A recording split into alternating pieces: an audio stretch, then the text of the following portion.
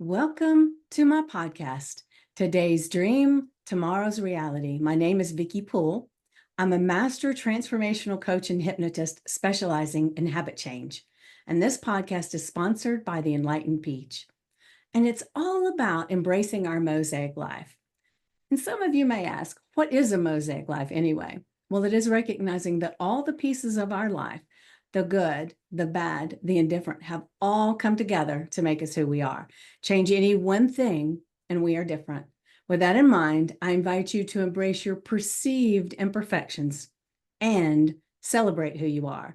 This podcast is unedited and raw, just like life. I am your host, and I have a special guest I'll introduce to you in just a moment. And I know you can see her off in the wings, but that's okay. But I would love to ask you to do me a solid, and that is to leave a comment, ask a question, and to remember to like, subscribe, and share. So now let's get started. So this lovely lady right here, well, I'm trying to move the screen over here so I can see you better. This is Elaine, and she and I actually met in a group that we're both in, the Full-Time Purpose community. And it's such an amazing community in and of itself. But I saw her on there sharing some of her story, and it was like, oh, I have to know more. And so I reached out, and so here we are. And so I'm going to let her share a little bit about her, and then we'll just kind of have a conversation and we'll discover a little bit more. Sound good? That's beautiful. That's very perfect. Yes. All right, good. So, first, I would like to just say I feel very honored to be here, and thank you so much for inviting me on this. Your show is so much in an alignment with how I live my life, which is unfiltered, and raw and vulnerable and authentic and very transparent. Mm-hmm.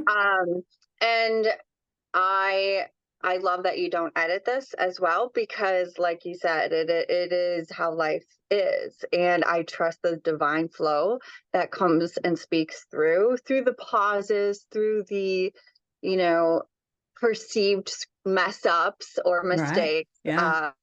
So thank you. I feel very blessed. It's divine timing for me as well.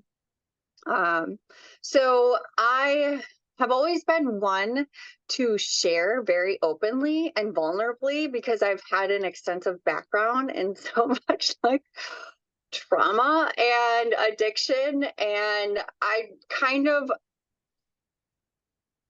I felt like an outcast from the very beginning. And I felt like oversharing was a way for people to like understand, but Mm-hmm. really I think, it's just interesting how I've learned that actually sometimes in my past, oversharing has been a way for me to push people away. Yeah. Um, but I've come now to this place where I feel very empowered by sharing the full raw details of my story, which do include childhood molestation. They include emotional neglect, from caregivers, rape, other sexual assaults, addiction to just about anything.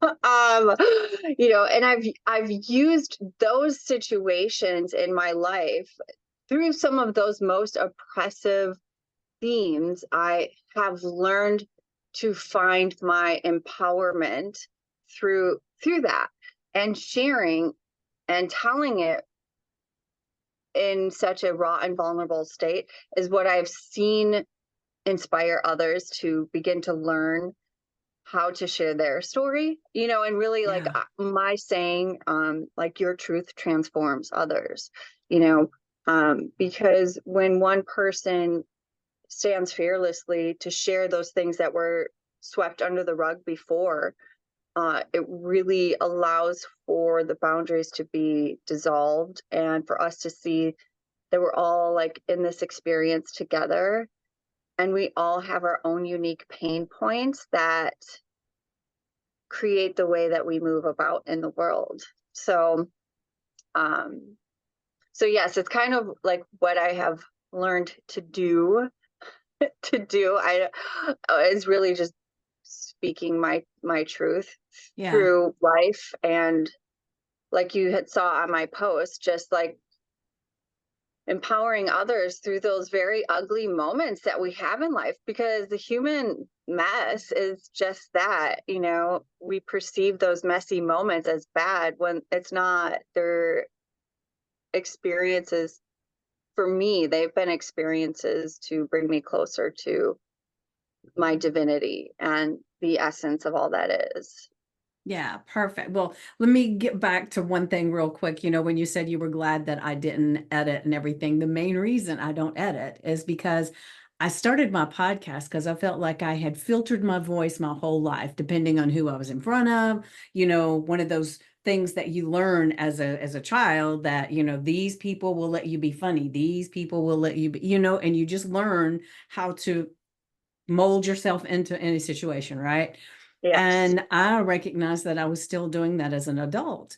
And so I was looking for a way to get my voice out. So when I started my podcast, I thought, now, wouldn't it be counterintuitive to let my voice out and then turn around and filter it, Mm-hmm. edit it and everything? So I said, okay, I don't know if anybody's going to want to listen if I don't edit, but I'm not going to edit. And so I've been really surprised, that a lot of people are really liking it and wanting to be part of it.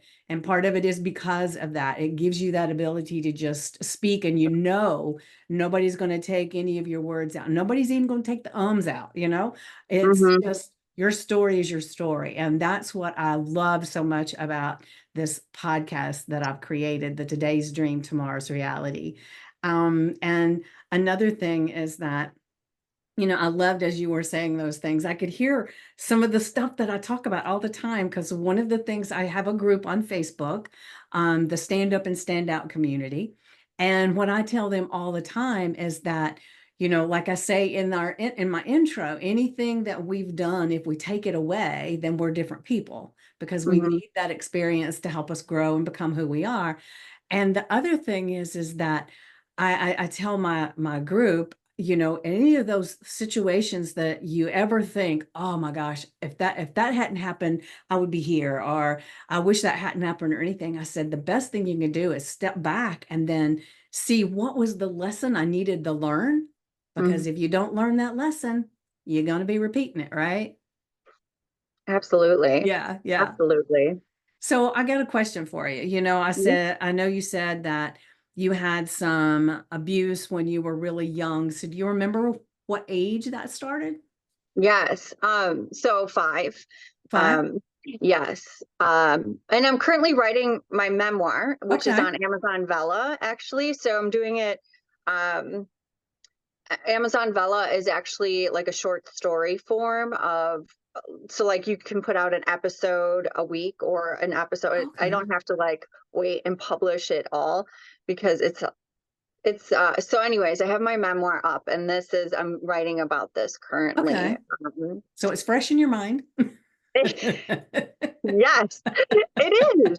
And what's so fascinating too is now being on this path of healing the perceived limitations, and now stepping back and actually like going intentionally and consciously going back and excavating these aspects of my life and connecting the dots to present reality. um, I'm writing, and then these themes are showing up like in life, Hmm. so being molested at 5 years old by my then stepbrother, who was 12, several times. I didn't actually ever think that it had an effect on me. I actually thought it was really normal, and would tell people that I've already had my first kiss and I've already touched, like Okay. inappropriate places, and honestly, nobody really said anything about it. Like I told my mom about it, but my mom was in her own addictions at that time and put off getting any type of intervention until it happened a few more times. And so, yeah, I didn't actually think that something at such a young age would have such a profound effect on my body. my sexual relations, intimate relationships, my safety. I mean, is literally everything in how I connect to the world. Mm-hmm. So, and I think for me, especially someone who has struggled with addiction and suicide attempts since the age of 14, um, talking about this aspect of my healing journey not only has, lightened the load on that, but also so many people have been molested as a child that don't talk about it because they think just the same thing. Oh, it was no big deal, or it was minimized so much by an adult, or Yeah. And sometimes they believe nobody's going to believe me anyway. yes, yes, exactly, exactly. Um, and especially with parents hearing it, as a mom now, I mean, the I could see why my mom was not wanting to believe it that's like the that's like, the one thing you feel you're supposed to be doing, protecting your child, you know, it and that happens. It's very out of control if you feel very out of control and helpless. So for my situation, my mom didn't really want to believe me, um and I think that is the case for a lot of people, Yeah. as Yeah. well. Well, But being a hypnotist, one of the things that I talk a lot about is that, the brain and the conscious mind and the subconscious mind. And you probably already know this, but I'm going to say this anyway. We create our beliefs about ourselves and the world between the ages of birth and 7 years old.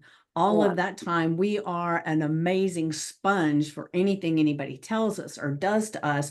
We don't, it's like we don't understand the difference between the cartoon that we're watching at that age isn't real, or that the game that we're playing with these little dolls isn't real. And so when we don't have the ability to discern whether somebody tells us something and it's true or not. And so it's amazing the amount of people in the world that go through life with these beliefs about themselves that have no basis in truth whatsoever, but they've still got them. And it's takes a lot of a work to work past them and kind of take the sting out of them. You can't lose the memory, or you don't want to lose their memory because then you lose the lesson, but you right. can take that emotional charge out of it. So Hmm. it's amazing when something starts happening really young. And I know you said you had listened to some of my podcast, and I've had several people on here that were getting sexually abused at a very young age, and it's mind-boggling when you think about it, how many people it affects. Oh, Yeah, yeah, so you sharing your story helps people to say, holy moly, I'm not alone. And there's nothing wrong with me. I didn't do anything. This was perpetuated onto me. And it gives the people the sense of being able to take back some of their control. yes, yes. It Yeah, so I worked in an AOD, an addiction and other drug abuse, like recovery home for a while, Hmm. for women, and we looked at a lot of like trauma and childhood stuff. And I there may be like 1 in 10 people that would go through the house that was not like sexually molested or some sort of um, abuse along that line, but never had connected the dots between those occurrences and their actions, Hmm. from that. So yeah, I think for me too, connect allowing people for me to connect the dots out loud between the actual event, the emotions behind the event, and the belief systems created within that and how that plays out in my adult life, um, and like how to rebuild from Yeah. all of those systems, has been kind of like my life's work in a way. Because I have independently published a book that goes into, it's called Blueprint to the Heart, Sovereign Healing Journey. And so it's like how I learned to connect the dots between these experiences, and like the developmental ages, and like what happens at those developmental ages, and how that affects our thought processes and the way we perceive the world and our relationships. So yeah, it's just It's a lot.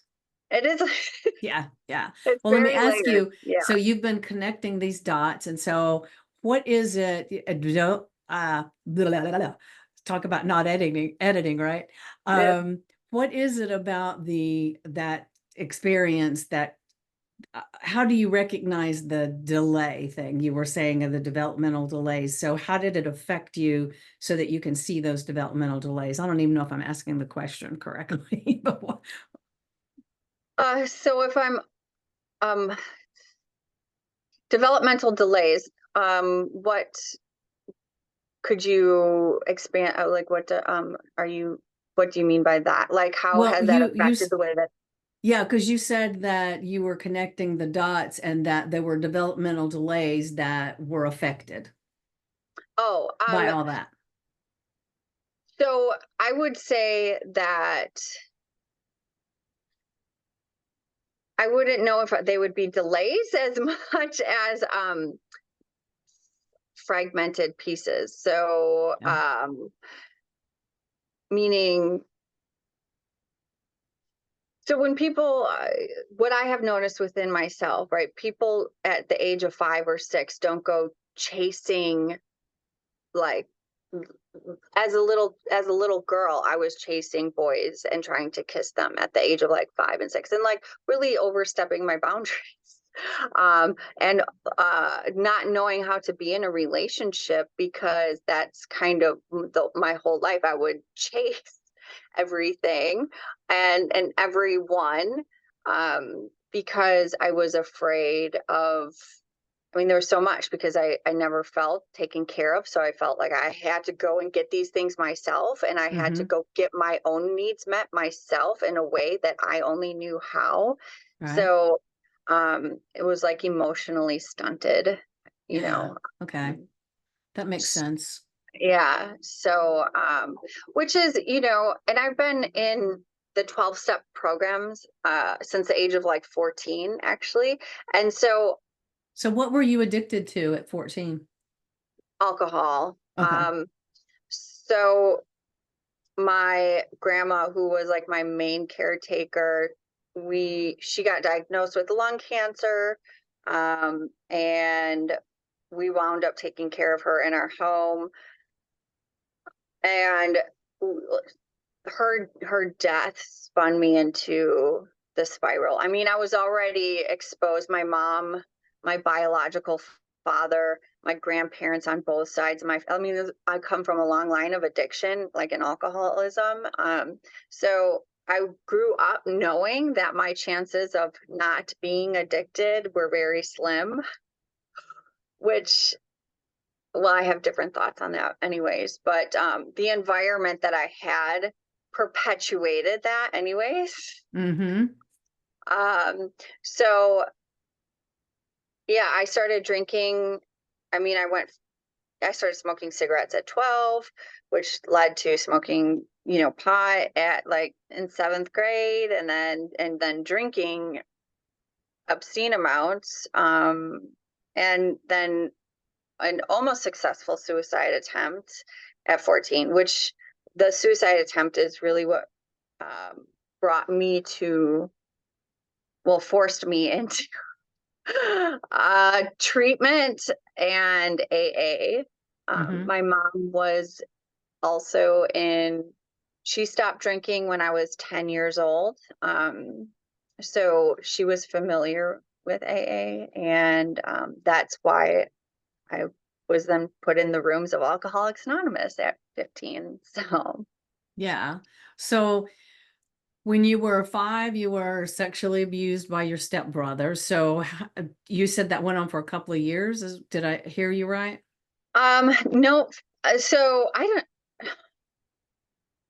It happened about over a handful of times. Okay. Um, I can't remember the exact amount, Well, but you it were def. 5. I wouldn't expect you to remember everything. Yeah, yes. I had at one point been like, well, it hadn't have been that much because I can't remember, so it was like all these ways of minimizing it. Hmm. But so, and I learned that any amount of that type of contact is too much. It doesn't Yes. matter. It Yeah. Doesn't affects matter you. if it's 1 or Yes. 10, it's still not right. And it still, yeah, It still can affect you drastically. absolutely. Absolutely. So, and on top of that, I I did not meet my biological father until I was 24. So I grew up. My mom also did not really have a biological father. And my grandma, despite her, I had idolized her being my main caretaker. She was an extremely angry and verbally like abusive person towards my mom. And the stories that I hear towards my grandpa. But so I grew up in a man hating household. My mother hated men, thought they were good for nothing except for sex. And I learned some extremely dysfunctional beliefs like you need one in to get one out, meaning like in relationships. Like she specifically would tell me, well, to get over a man, you need to have Mm. another man in, Yeah. and so seeing her go through relationship after relationship and also the infidelity there um, really was a beautiful breeding ground for codependency and a lot of toxic cycles that I'm very much dealing with today, breaking free from some of those very deep wounds. So, yeah, I didn't know my biological father. My mom um, had many boyfriends. I mean, she was stunning, very smart, and also very I mean, she was very young when she had me. She was 18. It was like a baby having a baby. And I Hmm. couldn't, you don't know, I didn't know, I can't imagine. I mean, I had my son when I was 24, and still that's pretty young to me. I mean, your brain's still developing until the age of 26. Your frontal lobe is still Yeah. your decision making. So, yeah, I mean, I used to blame my mom extensively. I don't mean to chuckle, but I I I no longer I feel so much compassion because I have learned to look at like she didn't know what she was doing. She Hmm. literally had until I knew the different tools and like how to do things differently and knew that doing things differently wasn't going to hurt me. Um, I couldn't, it was very difficult for me to change anything. So, Yeah, I think that's where a lot of times people get a little lost on some of this stuff is because they get into that anger place and the blaming and all of that, and you can't heal in that place. You can't heal at all. And and I know there's not a soul alive, may not have happened the things that you happened, but there's not a soul alive that had the perfect childhood and the perfect parents because those don't exist. right, And like for me, I know that anything that my parents did, they did because of the upbringing that they had. It came with them, it was part of them. And and it's back then, especially, you didn't talk about things. Everything was taboo. You kept it in the house, you didn't speak about it, you didn't get help or anything. And so I love that we as a species now are in this place where we can break those cycles that have been, most of the time they're generations back, I mean, so far back, the dysfunction, because dysfunction breeds dysfunction. And we're Yes. at this place that we're stopping it. It's like, oh baby, no, not in my watch, this is gone. And so I love that you're doing the book, and that you're talking to people, and you're sharing your experience and breaking that cycle, because your children, their children, their children, they won't be perpetuating this like that. Yes. Yes. eh, and yeah, exactly. I mean, I've heard it takes like 3 generations to stop and to change like the way that we make choices within Mm-hmm. generations, Yeah.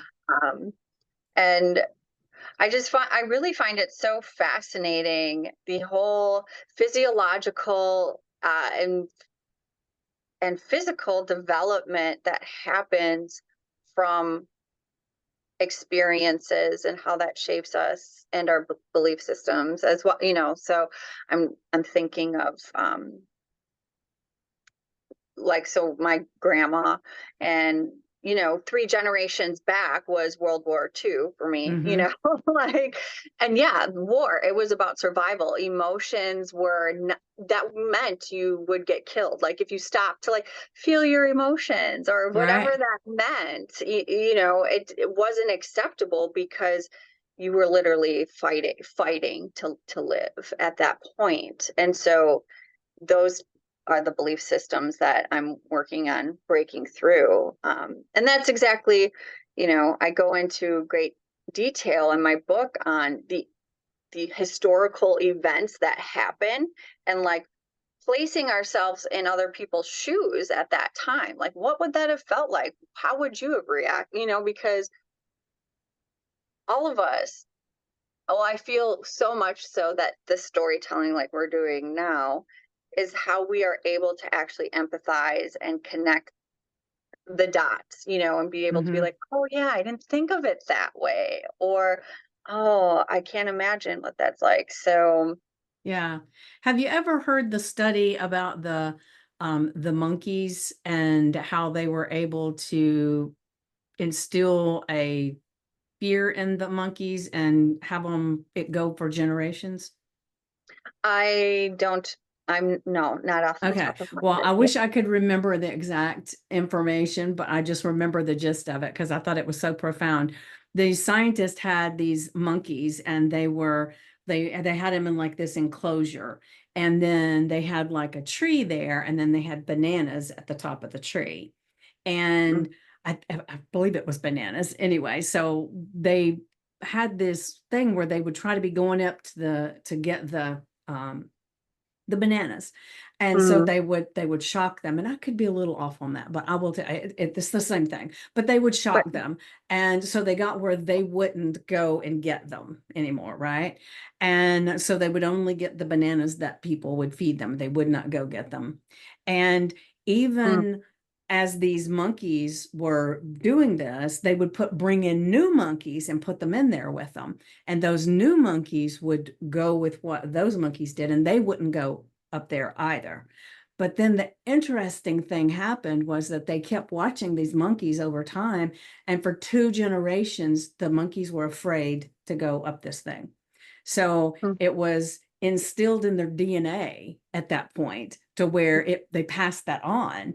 And mhm. so when traumas happened in our lineage, then it's here, and we just got to go do that shadow work and do all the things to get it out. And I think for so many years, people's natural tendency, because there's a taboo against this kind of stuff, if you Mhm, have a mental disorder, or you've been mhm, sexually molested, or you've got a drug addiction, any of those things, people kind of will almost look at you different, and so mhm. people don't say, right?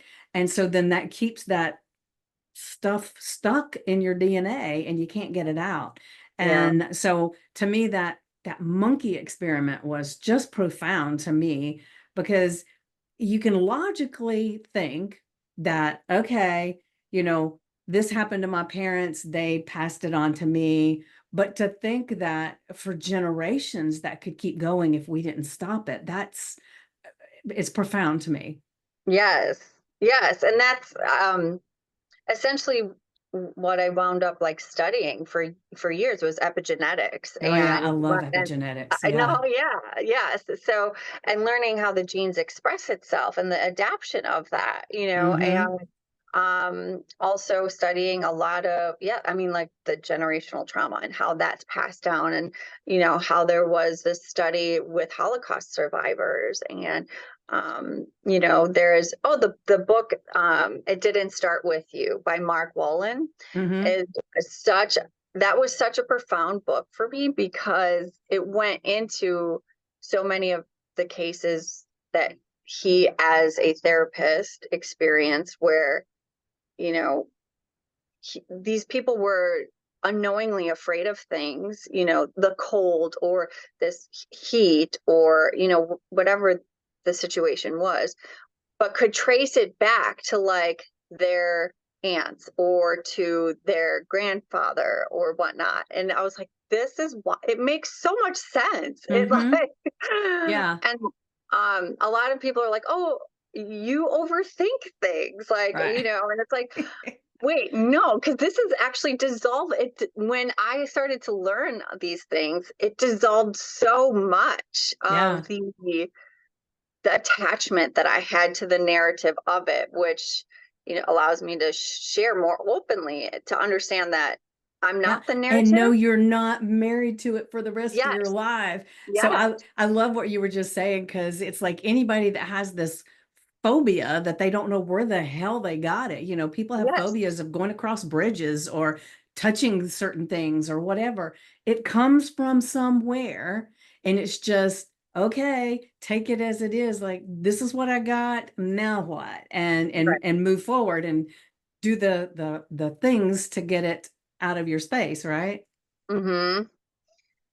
Yeah, and I'm sure you being a hypnotherapist, that like that's so much of what you do, right? Is going back Mm-hmm. into those subliminal beliefs and subconscious systems. Yes. And I even do past life regressions too, where Oh yeah. sometimes we go back and we actually, in our imagination, we're going back in other lifetimes and cutting the cords Mm, to whatever it is that's kind of holding us bound to the space. So that's pretty powerful too. yes, that absolutely, that is definitely. Um, yeah, I think all of those beautiful tools are so helpful in helping to release a lot of that, and also knowing that there's like more to the story than just Yeah. what our human mind can perceive. That's right. That's right. So you said that you've had a whole bunch of different experiences, not just this one when you were 5, Hmm. and you had the drug addiction and you've tried to commit suicide. And so when you look back at that time, is what do you feel like has been the biggest growth part of having had that experience that's perpetuated you to this space where you are now? Because you're doing amazingly well. You're so pleasant to talk to. You've got all of these tools and things that you're learning and growing and taking care of your lineage from here on out. I mean, that's pretty powerful stuff. And so I'm quite impressed. So Thank you. what is the thing that you feel like has just been the biggest thing that you just want to share? Hmm. The biggest thing, or the biggest lesson? Well, if um, they're different, give me both. yeah. So through all of my experiences that I've had, whether that be an addiction to a substance or a person or a relationship, or to even or suicide ideation, um, Yeah, I'm so and glad you said that, because a lot of times when people are talking about addiction, we just assume it's a substance and not these other things too. So that's powerful. Thank you. Sorry. Go ahead. yes, no, I'm so, because I mean, I look at as an addiction as anything. it's an internal void where we reach for an external substance or something to fill something within us that we, it's an external search. And that's exactly the overarching theme of my life. For everything that has ever happened for me through addictions or traumas has been to bring me to this space of seeing that those have been the barriers that have blocked me and kept me from seeing my divinity, the wholeness, the unity, the love that is me. And all along I was looking for the God self, the me within everything, and putting attachments onto these people or drugs and wanting to experience anything other than what I was feeling, basically, because I share my story, and it's quite extreme compared to, some people. However, it's not, though, because that's, I feel, the core of most of the human experience. It is, we're just shown to it in different ways, like the emotions. For me, learning the emotions that are behind all of that, because I feel we're such a society, and I have been taught to suppress and repress Mm-hmm. the emotions. And the emotions are what set us free, and or at least me, like, because that's, I was running from all of that, running from myself and the the discomfort, or only chasing happiness or chasing the good feelings, or the up times. I felt like you can only do that for so long. Yeah, yeah. Um, Before it starts crashing down, right? yeah, And yeah. it's funny that you're saying that because I had a conversation with someone earlier because I had an experience earlier today that kind of upset me. Mm, And so I was talking to someone on the phone afterwards, and they're starting to tell me, well, and they're giving me all these scenarios about what's good and all these different things. And I said, I said, that's not where I'm at right now. I'm not ready to be looking at those. I can look at those tomorrow. I might can look at them this evening, but right now I got to feel the feels of all the stuff because I don't want it to hang around. I'll get this shit out and yes, then I'll be good. But if I yeah, suppress it down, I'm going to feel bad for days. yes, And so, I think we're taught as kids because how many times as a child did you hear this when you start crying or something? Oh, hush, it'll be okay. Don't go to your room, you're fine. anything. Yeah, you're fine. You're fine. And so we're taught that we're not supposed to express those emotions. And I will say, I have an adult son, Mhm, and he had anger issues when he was young. I didn't know how to deal with them. I didn't mhm, know what was appropriate because that was not me. I didn't have all of that. Or I would say, when I had anger issues, they didn't come out that way, mhm, so I didn't know how to yes, express them. Right. And so I think so many times, like as a parent, since I didn't know how to deal with them, it wasn't like I said, oh, go ahead, baby, feel the stuff, go ahead and break this, whatever. Because, it wasn't, that wasn't in my wheelhouse. And I don't still know if that's the right thing, but I sometimes will chastise myself because the more I learn about things, I think, well, I sometimes wanted him to suppress how angry he was. I didn't want him to be being angry. And I think that's what happens sometimes. If somebody's upset or angry, even if it's not at us, it makes us uncomfortable. yeah, yes, yeah. Um, Yeah, I mean, I used, when I worked at the recovery home, this is the example that I would give to how conditioned we are, to suppress emotion. So Hmm. someone's crying, right? You offer them a tissue. Why? Because, like, in society, we see, um, we like, it's a right, like, well, I didn't want them to feel bad, or I didn't want them to, I feel it's a way for people to feel like they are doing something in an uncomfortable situation. um but really, it's teaching us, like, oh, shush, it'll be fine, like, Hmm. here's a tissue, wipe your tears away. Yeah. We don't And want to see them.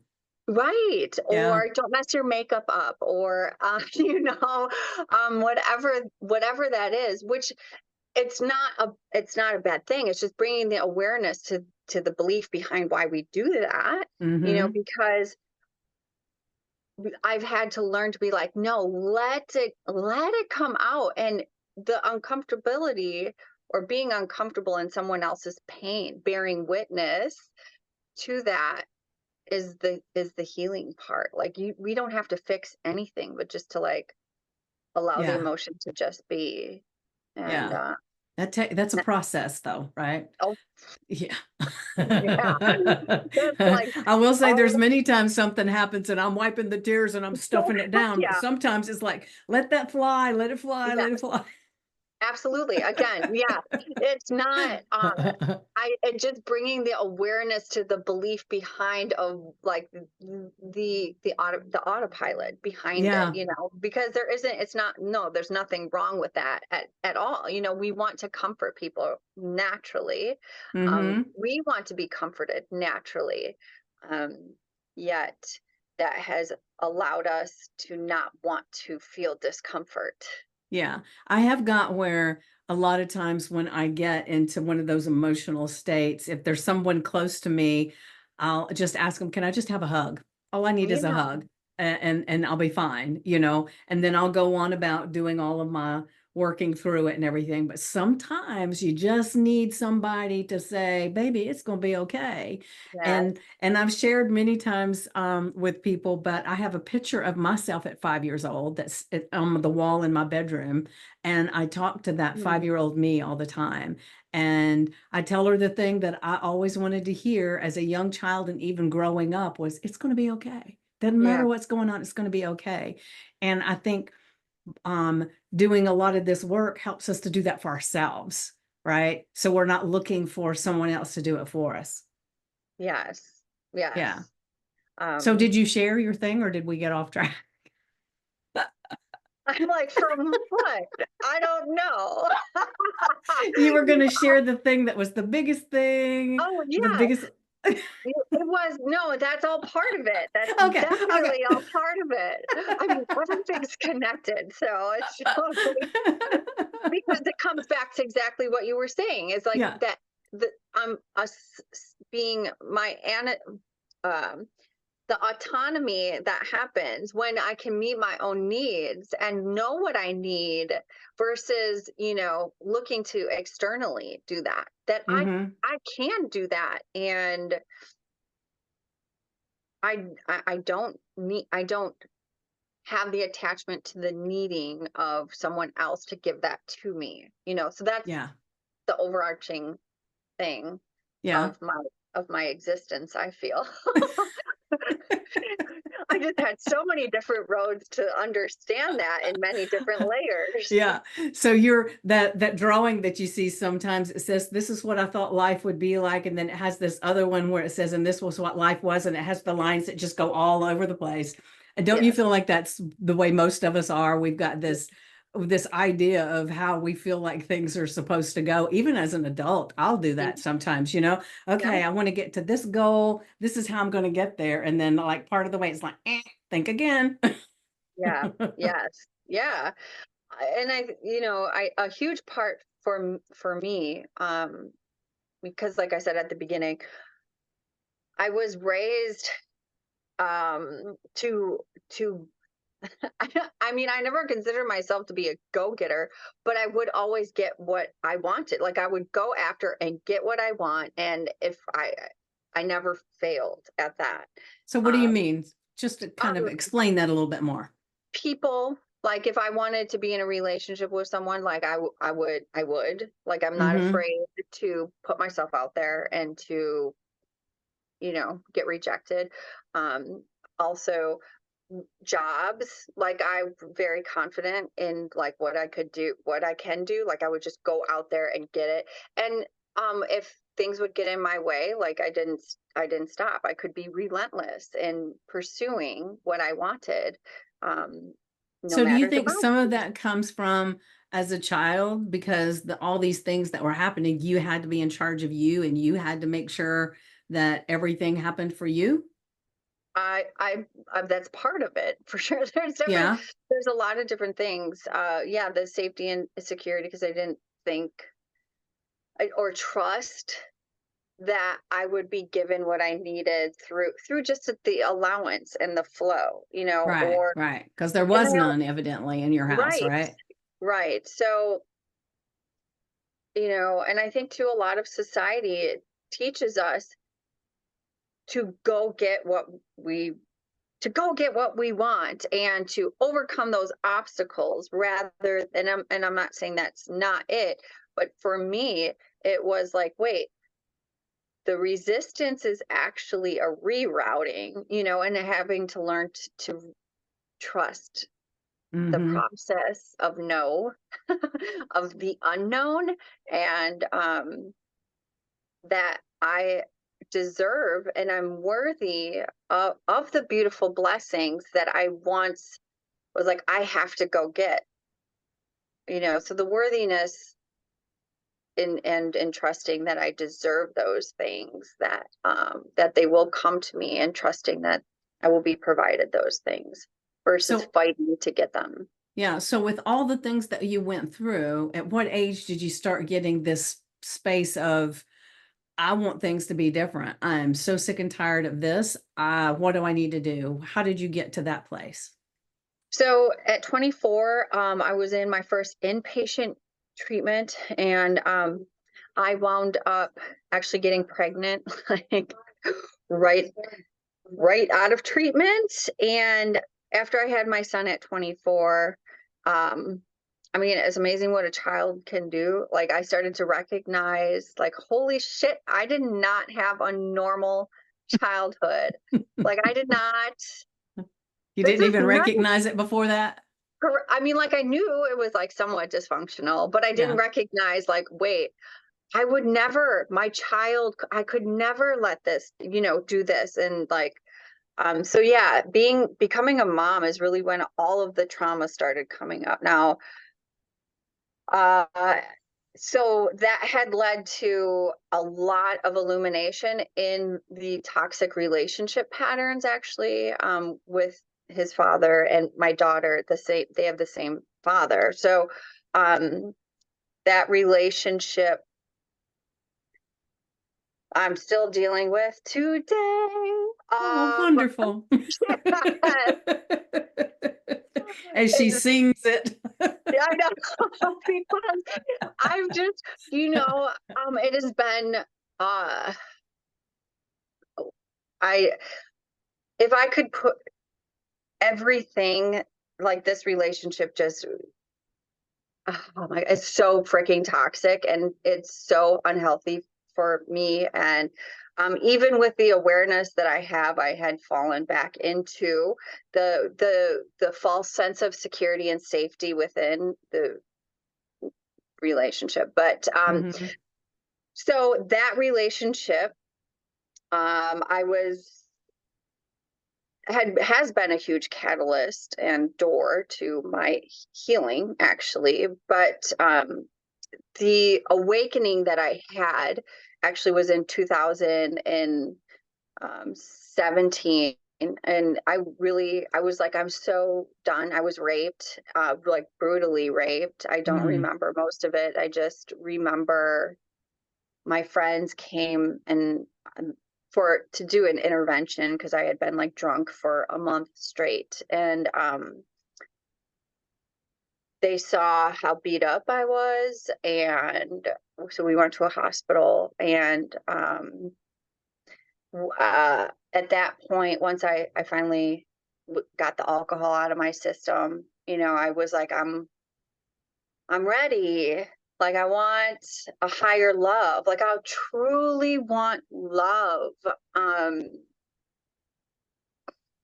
um, and I didn't know, like, I knew that I had a sex and love addiction, like, because I had sex. I mean, I was so promiscuous for so much of my life and relied on relationships for that external validation.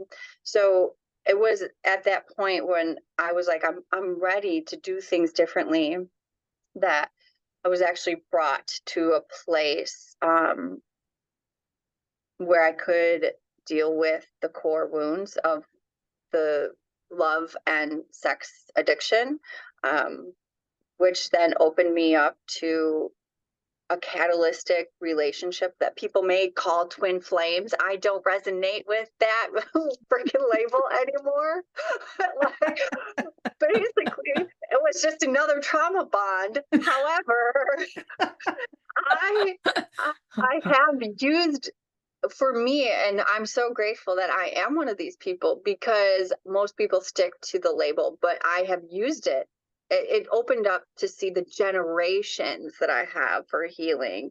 And that's really when a lot of my intuitive abilities became online, and when a lot of that I could see I'm a healer through my experiences that came online was in 2018. So since 2018, when the awakening happened, is really when all of these things started coming to light, and all of the dots that I've been connecting. Like I am barely versed in the gene keys. I don't know if you're Oh familiar with. yeah, I'm familiar with Gene Keys. Yes, Yeah. yes, and all of astrology, and I've been able to use a lot of the tools, basically just to uncover more of the patterns that have been limiting me to seeing my true self. So, Yeah. So have you um, dabbled in human design as well? oh yes, Yeah, yes. yeah, yeah. Um, yeah, which actually, and I do want to share this, because for me, human design, learning my profile and What my, are you? I'm manifester, a 3/5 emotional manifester. Okay, I'm a Um, manifestor 1/3, and I don't remember okay, what that is. okay. So yeah, I really only, I mean, I'm very just like shallow on human design. Me too. I know my design thoroughly pretty well.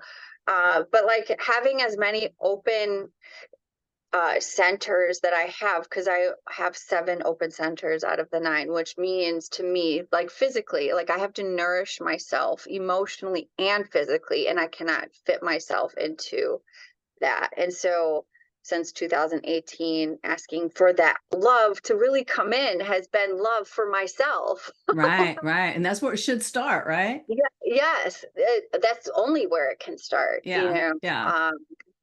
I mean, for me at least, but Well, for anybody, in order for them to be healthy in their relationships, they have to love themselves first.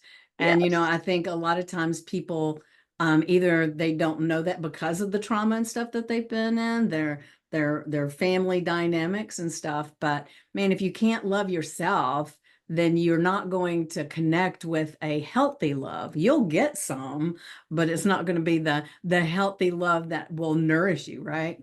yeah, it depletes you, and it Yeah. keeps you stuck into conforming and devaluing and dishonoring yourself. Yeah. Yes. And settling is a big one. Because honestly, and this is for all relationships, not even just like sexual relationships. For the past year specifically, I have year and a half have stopped connecting with friends mainly. I mean, like I'll have conversations, but I don't ask people really for insights anymore, mainly because I want to learn about me. Like I'm so curious, like what would I do without the other insights? Yeah. Um, I love and that. yeah, I, because even as someone that is aware, still having the outside input influences the real me. And I really just want to like learn about Elaine more, and have the discernment of like, okay, other people's projections onto me versus like the real like me. Yeah. um Well, it affects us. If scientists who are measuring atoms and all the different things, and they've proven that just by observing that stuff, they are altering the results, right? yes, right, So if it can do that for that, then somebody else's opinion or somebody else's input is going to alter the results for us too.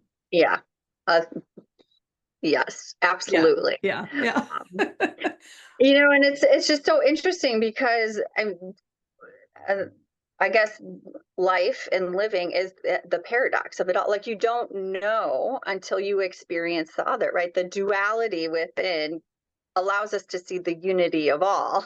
Mm-hmm. Yeah. Because I didn't know how much I was actually influenced by others until I didn't have the other to influence me. Beautiful. I love that. Well, we're getting close to time. Yeah. So, is there anything like I know we've gone all around the world in this. So, is there anything in particular that you wanted to make sure that you said something about that we might have not have touched on that you want to share? Then go ahead and share that. But I will say, everybody that's watching or listening, that in the show notes, I will have all the links to everything from the books to the your how to connect with you on social media, and all of that stuff. So that will be there for you, so you can just click on it and peruse at your leisure. So is there anything that you want to share at the end? Yeah, I would say that one of the most important things, because it can sound like, well, like I just use these experiences and I empowered myself through it, and yay, here I am. It's not like that. It's a freaking mess. Yeah. like, like that. The spiritual bypassing that can happen when you do see, people are like, oh, I've used these empowered experiences, like, to know that, and like your unedited podcast, it's just that it's a process, and Hmm. all of the experiences and the feelings and the emotions, I had to validate them, as ugly and as huge as they may have been. I had to. They were all important. All of the ugliness was once, I see that it's a way that was a protecting me, Hmm. and it was important and is important to acknowledge that, because a lot of people, if they relate to my experiences, it will be difficult to understand, well, how do I get from A to Z? But there is the whole experience of like unbecoming, and as messy as it is a beautiful mess Yeah, that you can. feel better as you go through it, because I will say Yeah. some of the times that I've worked on this kind of stuff, I mean, I would have that so hard crying, that there's snot rolling down your face, and I mean, you didn't want to have anybody sitting next to you when you were doing it because it was really, really ugly. And sometimes that can get so tight and bound that you start thinking, well, is this worth it? But Mhm. let me tell you, and I'm sure you can say this as well, Elaine, anybody that's dealing with this stuff, get some help for one thing, because sometimes I like to say, we can't see our shit when we're in it. Mhm. So it Yeah. takes an outside perspective. That's why coaching is such a powerful, powerful tool. So anybody that's going through something now, reach out to the coach, reach out to Elaine and talk to her. You can reach out to me. Yes. And so anybody that you can reach out to and get some help, then it gives you that ability to do that ugly, ugly cry and still feel capable of taking the next step. Right. Yeah, Yeah. exactly. Exactly. That Yeah. this is painful, and also there is light. It gets lighter. Yeah, it does. Quicker than you think too, really. Yeah. Yeah. Yeah, so beautiful. So thank you so much for being here, Elaine. This has been so eye-opening, and I have enjoyed talking to you and getting to know you a little bit better. So I want to stay connected with you for sure. Yes. And So like fun. I said, I will have all the information in the show notes so people can look back at that as they peruse this. And so I like to end this with one of my favorite quotes. And I keep saying I'm going to look and make sure, but I heard that Lincoln said it, but I'm not sure. So if it's not, you can just correct me. Okay. The best way to predict the future is create it.